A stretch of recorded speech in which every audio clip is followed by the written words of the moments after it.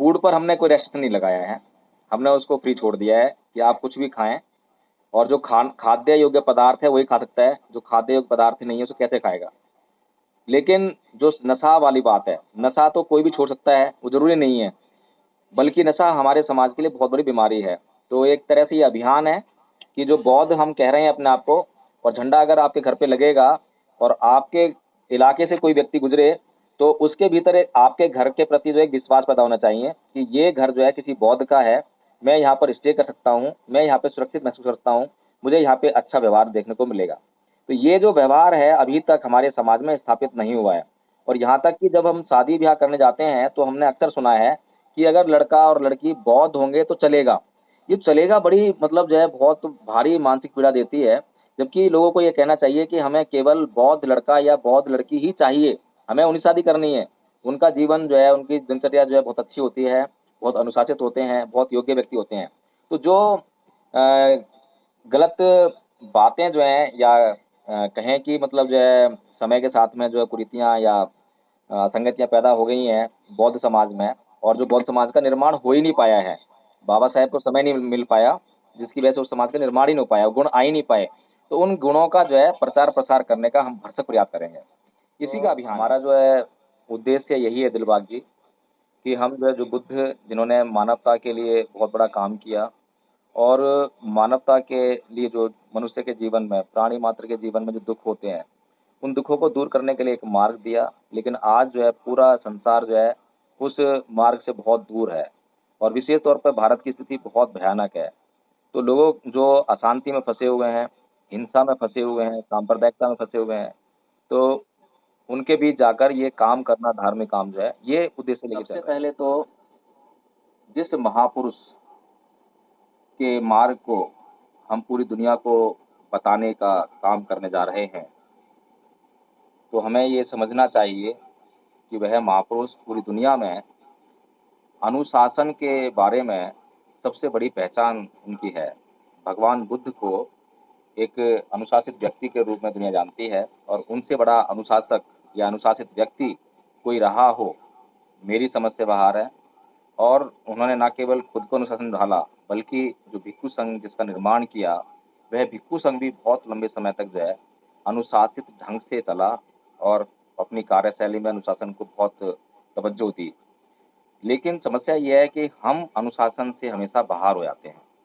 तो कुछ भी कारण हो सकते हैं। अभी हमारी शुरुआत है मीटिंग्स की, तो 8 बजे का मैंने टाइम दिया था ताकि हम सवा 8 बजे इस मीटिंग को शुरू कर सकें।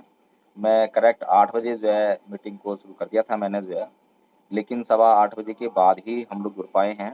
तो हमें सबसे पहले तो जो है इस अनुशासन की तरफ ध्यान देना पड़ेगा और इसकी समस्या जहाँ तक मैं समझ पा रहा हूँ वो ये है कि हम लोग कहीं न कहीं बहुत जगह कनेक्ट हैं।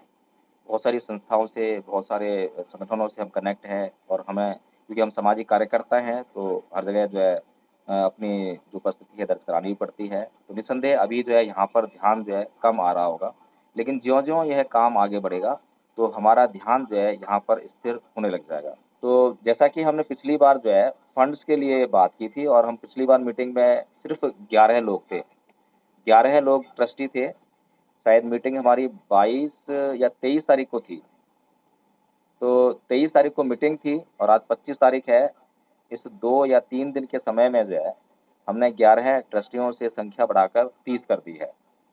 और ये जो 30 ट्रस्टी हैं, इसमें सभी लोग जो है संपन्न नहीं हैं, लेकिन सभी लोग जो हैं, जो जुड़े हैं, वो इच्छित हैं।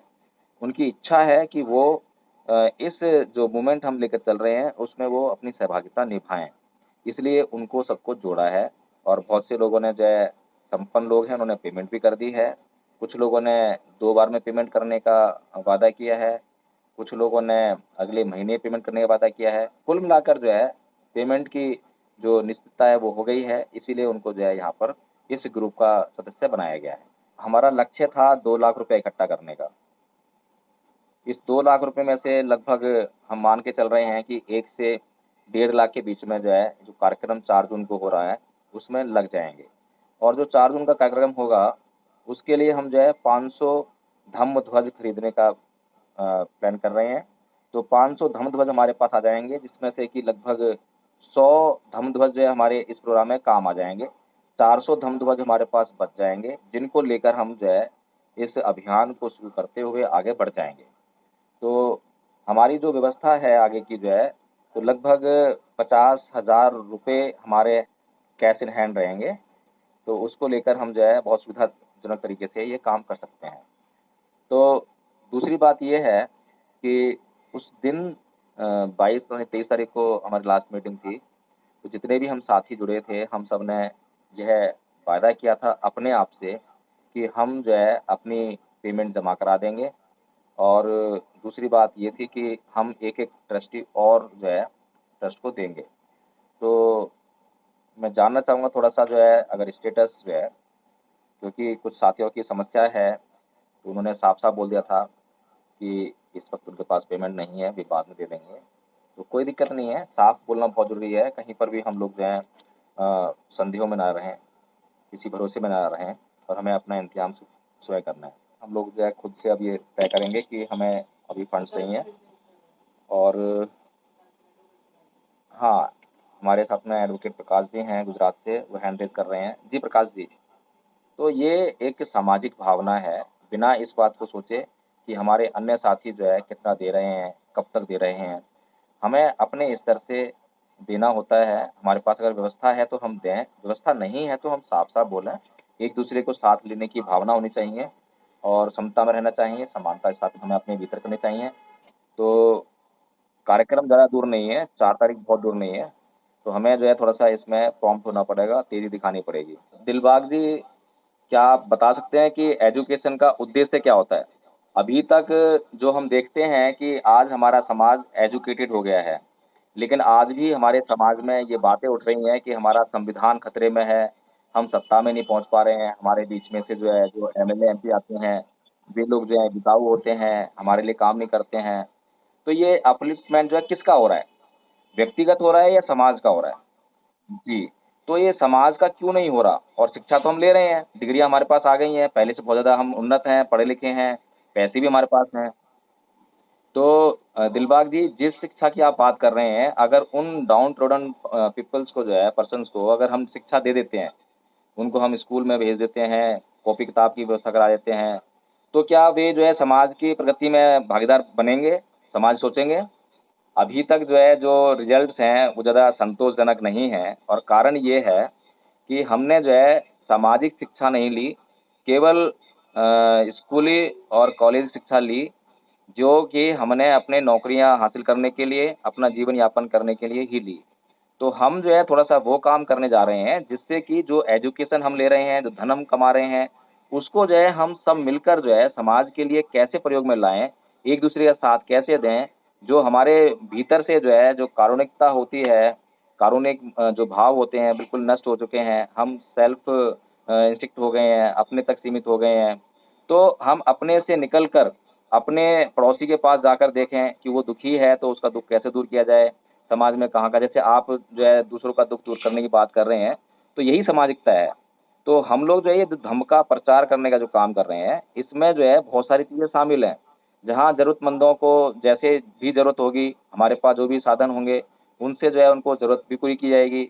अगर स्कूल में किसी की व्यवस्था करनी है और फंड्स हैं हमारे पास, तो वहाँ भी व्यवस्था की जाएगी। लेकिन मेन काम हमारा जो है धम्म का प्रचार-प्रसार करने का है, जो लोगों के मन में जो है जो मानवता मेन ऑब्जेक्टिव यही है कि लोगों के मन को शुद्ध करना, पवित्र करना, जो मानवता उनके दिमागों से गायब हो गई है, जिससे कि वो मनुष्य से अमनुष्य हो गए हैं।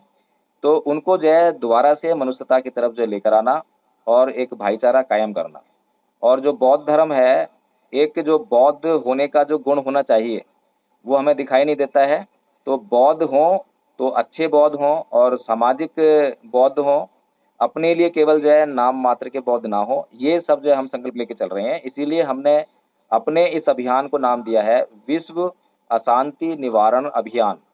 देखिए, जो आप काम कर रहे हैं, वो काम भी बहुत ज़रूरी है। लोगों के बीच में शिक्षा, एकेडमिक शिक्षा भी होनी चाहिए, लेकिन उसमें जो है मानवता का गुण ज़रूर होना चाहिए। बाबा साहब ने भी कहा है कि जो क्या नाम है, आपके जो बिना सील के प्रज्ञा जो है घातक होती है। तो आपने नॉलेज इकट्ठी कर ली है, ज्ञान ले लिया है, लेकिन सील नहीं है। आपको ये समझ नहीं है कि उसका उपयोग कैसे करना है, तो घातक रहेगी। तो आप जो काम कर रहे हैं, हम आपके साथ वाला काम कर रहे हैं। वो काम ज़्यादा महत्वपूर्ण है। हमारे समाज में आज पढ़े लिखों की कमी नहीं है, बहुत पढ़े लिखे हैं, बहुत ज़्यादा पढ़े लिखे हैं।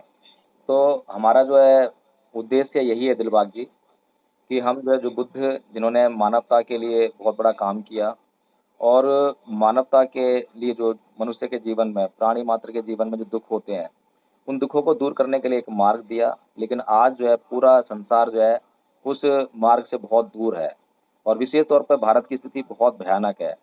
तो लोग जो अशांति में फँसे हुए हैं, हिंसा में फँसे हुए हैं, सांप्रदायिकता में फँसे हुए हैं, तो उनके बीच जाकर ये काम करना धार्मिक काम जो है, ये उद्देश्य लेके चल रहे हैं।